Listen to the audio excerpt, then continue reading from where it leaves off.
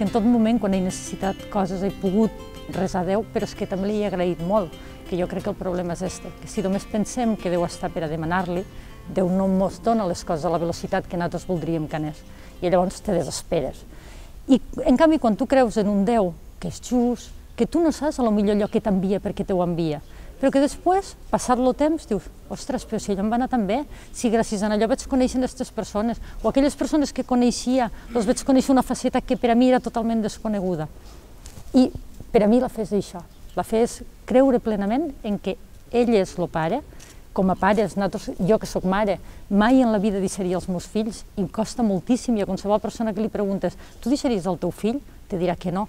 Doncs ell, que ens pega milions de patades, és que està claríssim, és que no ens pot abandonar mai. Ell està allí, present.